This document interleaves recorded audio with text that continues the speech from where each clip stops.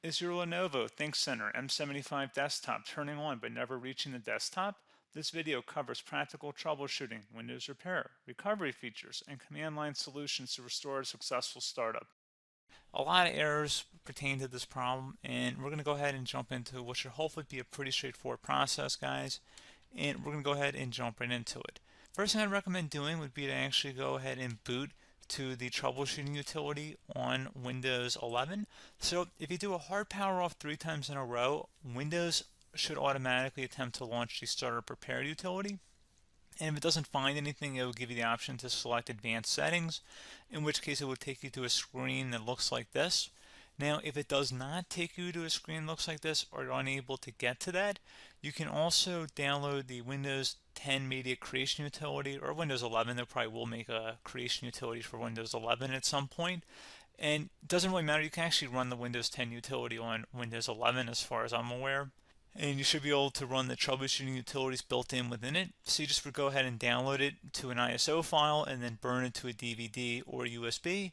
It'd have to be about 4 gigabytes or more. It couldn't be a small USB flash drive, and it couldn't be a CD. It'd have to be a DVD. And then you'd boot your computer from it. So depending on the computer manufacturer, you'd have to tap a different key on your keyboard in order to launch that menu, in order to select what boot drive you want to go off of. So it could be anything between the escape key, F2, F8, F12, for example. And those are the function keys on the top of your keyboard. So you may have to just do a little bit of trial and error. Shouldn't take you more than a couple minutes. Googling it would probably be best before you even begin. But anyway, we're ready to go ahead and jump right into it. So we're on the choose an option page. So these will look very similar whether you're booting from it directly within Windows itself, or if you're plugged in a USB flash drive with the media creation utility installed and you selected the recovery option. So when you are setting up your Windows 11 installation or Windows 10, depending on the drive you're using, there should be an option to repair your computer in the bottom left corner of the dialog window, one of the first screens that comes up. You go ahead and select that, and then it would take you to a troubleshooting screen like you see here. And you want to go ahead and select troubleshoot, reset your PC, or see advanced options. And then there are going to be a whole bunch of options in here that we're going to explore in today's video. The first one, we're going to actually go underneath advanced options, and then select startup repair, fix problems that keep Windows from loading. So go ahead and select that first.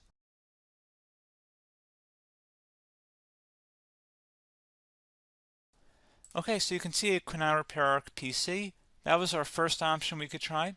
Something else, if we go back into advanced options here, and then select troubleshoot, we're going to go underneath advanced options again. You can go ahead and actually access safe mode by selecting startup settings. And then if you select the restart button, you have the option on the screen select safe mode with networking, which will give you a key on the screen. It'll tell you which key to press to enter that. I believe it's the F7 key. It'll do that for you. I'm not going to go over that in today's tutorial because I don't really want to go into safe mode, but you're more than welcome to attempt that by going into here and then selecting restart. Again, it'll launch another screen. It'll say what key do you want to press, and it'll give you like 7 or 8 different options, and you want to select safe mode with networking. There's also an option for a command prompt too, but that's going to be something we're going to cover later in this video, and we don't even have to go through that in order to access it. So that's why I'm not going to really push for that, because unless you know exactly what's causing the problem, you probably don't need to go into safe mode. Unless you're trying to recover files, in which case then you definitely can go into safe mode, but we're trying to actually recover our computer here. So I hope that makes sense. Something else we can also try here as well would be to uninstall updates, remove recently installed quality or feature updates from Windows. So if you go ahead and select that, you can uninstall the latest quality updates, which generally is the more day-to-day updates. Feature updates are the less regularly released ones, like the big ones. I would equate it to service packs in like Windows 7 and Windows Vista and Windows XP. So larger updates that occur once or twice a year at most. And the quality updates are more just a regular update. So probably obviously depend, it'll take longer if you're going to try and uninstall the latest feature update versus quality update.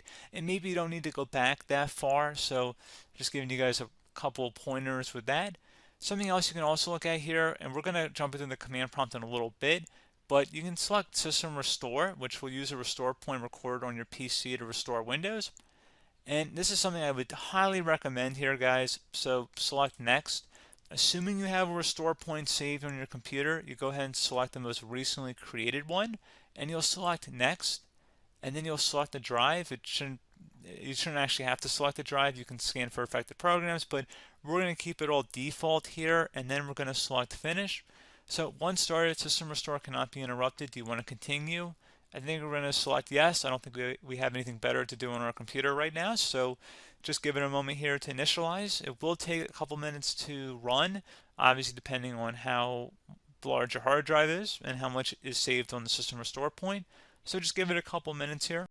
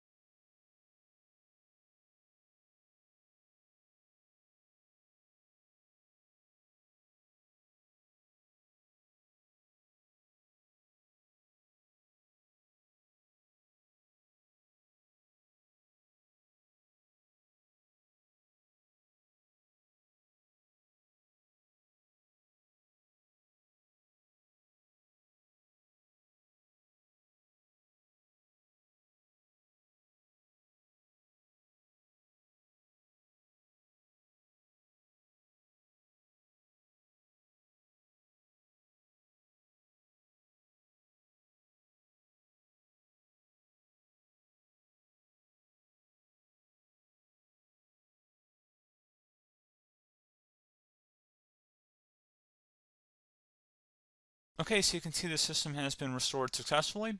We're going to go over a couple different methods addition to that if that did not work. So I'm just going to pause the video and we're going to start back on the recovery screen that we started with. Okay, so a couple other things we can try here too. If you go back into troubleshoot, you can select reset your PC, let you choose to keep or remove your personal files and then reinstalls Windows. You can select to keep my files, which will remove apps and settings but keeps your personal files. You can also select remove everything, which will remove all of your personal files, apps, and settings. So this is more of a factory reset, the second option here. First option, it should not delete all of your personal files. However, it will pretty much clear most of your programs, and keep in mind, there's no guarantee that your information, number one, is even still available and easily recoverable on your computer to the point that you actually would be able to recover anything. And the second point is that there's always a chance that it won't actually recover and it will just do a factory reset anyway. So there's no guarantee that actually would keep your files anyway. So I would recommend trying to get a recovery tool and backing that up first before selecting it anyway. But again, those are a couple different options. And then something else you can try here if you go back to the choose an option. Another option, if you go underneath choose an option and select troubleshoot, advanced options, and now select where it says command prompt. Okay, so the first thing we should do is type our main hard drive here. In most cases, it should be the C drive. So you just do a C colon and then hit enter on your keyboard. So once you're underneath the C drive, we're going to type in dir and then hit enter on your keyboard. It should have program files, users, and Windows all in there. That's how you know you're in the right directory.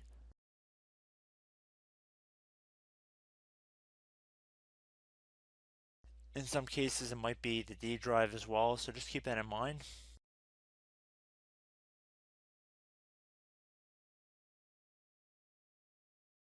Next thing we're going to do is type in cd space / Windows / system 32 / config, and then you're going to hit enter on your keyboard.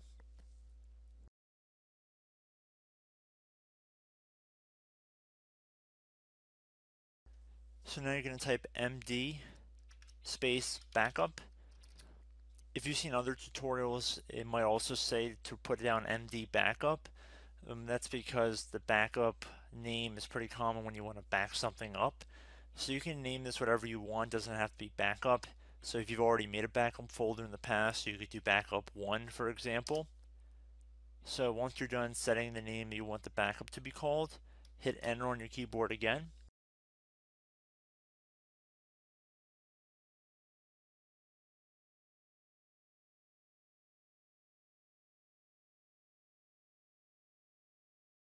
At this point you want to type copy, C-O-P-Y, space, then you want to do the star symbol above the 8 key, then do a period or a dot, whatever you want to call it, then another star sign, and then another space, and then type backup, and then hit enter on your keyboard.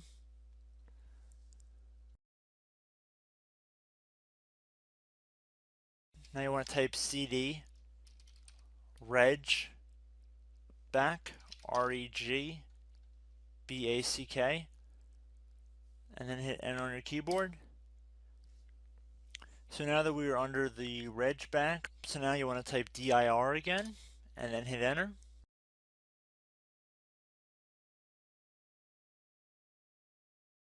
So now at this point we're going to type copy again. So copy, space, star sign, dot, another star sign, space, and then 2 dots. So we're going to type copy, space, star sign, dot, sign, star sign, dot, dot, and then hit enter on your keyboard again. So for overwrite, you want to overwrite all. So type A on your keyboard, so capital A, and then hit enter on your keyboard.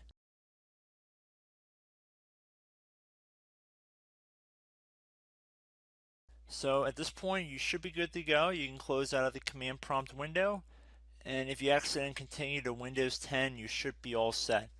So I hope one of these 3 or 4 different methods we went through in this tutorial helped you guys out. Again, I'm not sure if you guys heard me earlier, but try to go back into your safe mode if possible and uninstall any programs you know might be conflicting with the Windows startup if you can get into safe mode. So just keep that in mind. Something very simple like that could be blocking up everything. So again, I hope this tutorial helped you guys out, and I will catch you in the next tutorial. Goodbye.